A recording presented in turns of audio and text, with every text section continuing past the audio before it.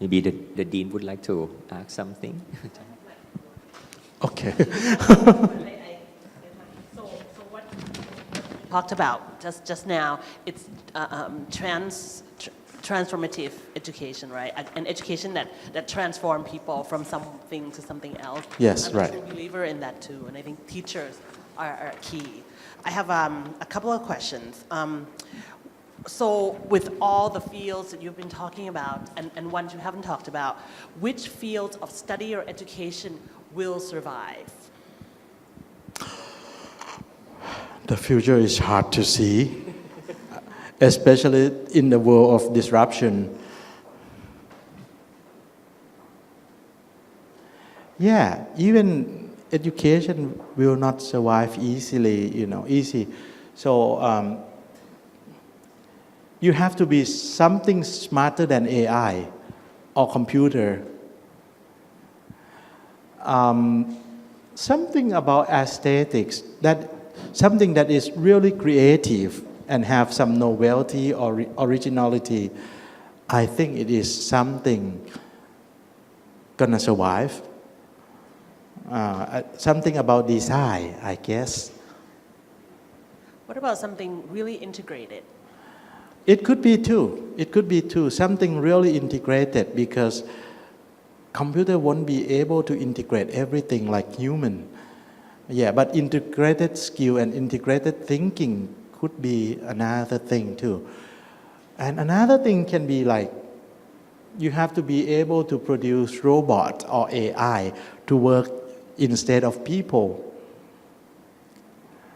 Just a computer user is not enough, but you have to be something like producer of something smart, something of those types. That's what I guess. Even the area that I teach right now, actuarial science and risk management, in a recent year, we do believe that, we are Thailand also very lack of actuary. But one day I met a CEO of a biggest insurance company in Thailand, and he said to me, don't focus a lot on actuarial math. Teach your kids about insurance marketing. And I say, why? You know what? I don't really care about actuary at all. The worst situation, I'm gonna do it myself because I'm actuary too. And if an actuary in my company want to resign, I even don't ask for anything. I just say, let them go. I can hire Singaporean, I can hire Malaysian, I can hire Indian, as long as I have money. But if a marketeer want to move to another company, or sales agent with a portfolio more than 200 million baht, I like, if I have to, why? I will, because it's all about money. So teach your kids to be product smart and know how to sell things and understand human, so that they can survive. Don't teach them math too much. I'm so shocked, like a biggest actuary, a very famous say, don't teach actual math that much. Teach them marketing. I'm like, oh, wow. But I think it's also true. And he said to me, last year, I laid off 10 actuaries from my company. I said, what? You laid off them?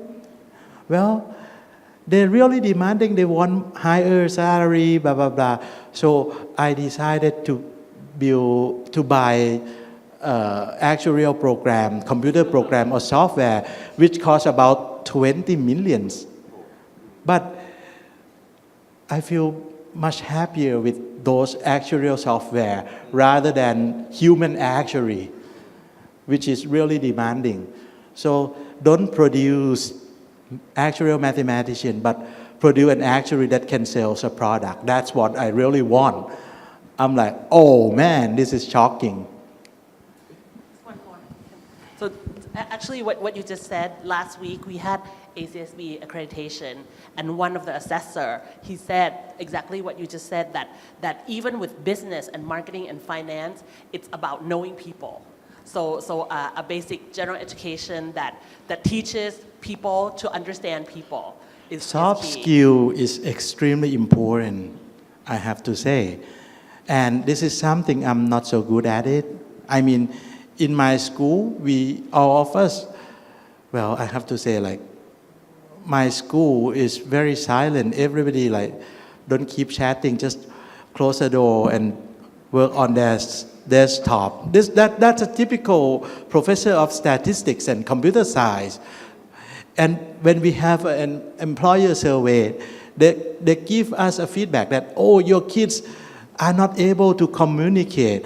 They don't speak human language. And it could be nice if you can improve their presentation and communication skill. Seriously, we want to hire someone who is technical but able to communicate and present wisely so that they can persuade people to make a decision to change things. And it's always a case like that. And I have to confess that I'm not there yet to change my kids. I'm trying to. This is a weakness of my students and my program. I'm trying to, but not there yet. So there are universities, private universities that are thriving, actually. For example, Bangkok University, I hear that they get a lot of enrollment. So what are they doing? That's my last question. Well, I don't say specifically about any private university, but I have heard that a lot of private universities, some of them use what I call marketing baits, which I don't really into.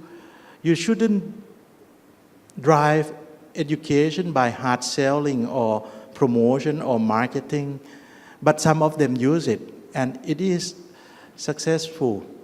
For example, like, okay, if you bring another kids to enroll, you get a discount, or you get a new iPad. Seriously. Or they pay 25% of tuition fee to agency to bring overseas Chinese students. I'm not with them, okay? I'm not with them. And I hope you are not with them too. Okay, but some of them Should we be with them? I want something, I'm a kind of person that a little bit hesitant to use marketing for education. I'm kind of old conservative folks, okay? But some of them, I have seen that they changed their curriculum, modernized their curriculum very abruptly and interestingly. And Bangkok University is one of them, I think. I have seen that, yeah. They become more popular. Ajahn Surat are very aggressive, a little bit aggressive, but challenging, yeah. So we have a few questions from the floor. So we have, maybe 15-20 minutes. So I'll try to read them all, and you could answer. Could you please suggest how lecturers and staff could, upskill or reskill themselves? Wow. Let me tell you one story first. There's one colleague of mine that has very bad attitude. She, whatever, doesn't want to change anything. Just keep saying that, oh, I'm the best. My teaching is the best. My course is the best. I'm the best. We have more than one of those here. But anyway, please continue. Okay. And one semester, I assigned her to teach one course, which is statistics and probability for the other size kids. And I'm so shocked. I asked the kids and asked how she teach it. She don't allow any calculator in her class. And don't use any statistical software. Don't teach any statistical programming. It's all pure math, like what I have been taught about 25 years ago and opened all the table. She even don't know how to write a programming language that has been widely used in the field of data science like R programming or Python programming. And one day, I speak it to her, give her feedback directly that, yeah, could you please so that like I can let you teach, because if a feedback is really bad, like we are trying to do what we call AUNQA, something, something boring, but yeah, sometimes useful too, you know. And then I give her my own R programming textbook that I wrote and published by Chulalongkorn University Printing House. You know what happened? She threw it to officer and said, I don't want to read this one. She don't want to reskill herself. So if you ask what the most important things, if you have a right attitude to change, you will change yourself. And somebody can lead you through those changing process. But if you have a blocking attitude, nobody can change you. So to me, the hardest thing to change is attitude. And attitude change everything else, especially reskilling for university professor.